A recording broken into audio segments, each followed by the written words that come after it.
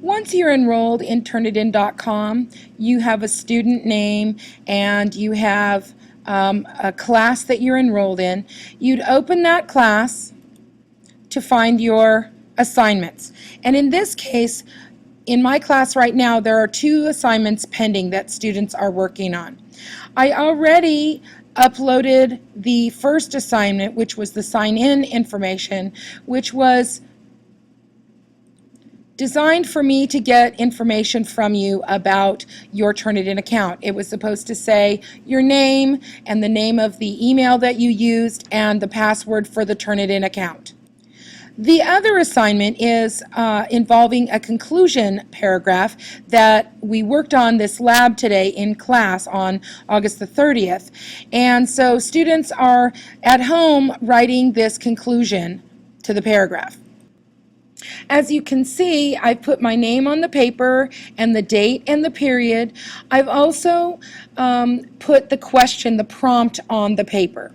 Make sure that you answer each of the questions within the prompt that is written on the paper, either on the lab paper or on the instructions on Turnitin.com. For example, when you open up the little I, it tells you what the instructions are for the assignment. So now let's say I have finished this assignment and I've written my paragraph down in here. I now need to make sure that I save the assignment using a good appropriate name for the assignment.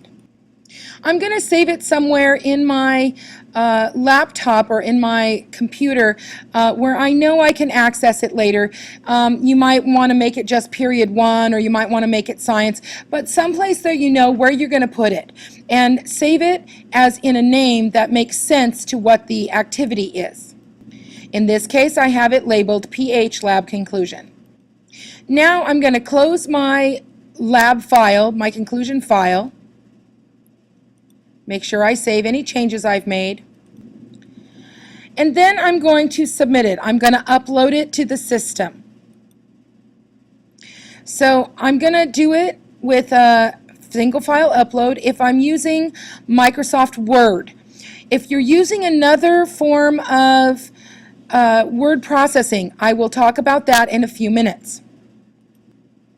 Make sure that you write in an appropriate submission title, in this case, PH Lab Conclusion, and then choose the file. So in this case, I've got it right here, and I'm going to choose, and it's going to upload. When I'm done, I will upload it. It will show me that I'm uploading it. Step 1 of 3 has been completed successfully, and it shows you a sample of the paper that you did. So then when you get to this point, you're not done yet. It's step 2 of step 3. You need to submit. If this is what you wanted, this is what you submit. Once it has been submitted successfully, your submission will give you a little check mark, a little green check mark, and it'll tell you, and then it'll show you what you have written. Okay, so let's say you're working with something other than Microsoft Word, for example, Pages or TextEdit, or even you've done your work in the text body of an email. The Turnitin system isn't going to let you upload this by a single file upload. So after hitting the submit button, you're going to cut and paste it instead of submitting it by a single file. So you can see the difference here where I originally chose single file upload, and now I'm going to choose cut and paste upload. So I'm going to select and paste,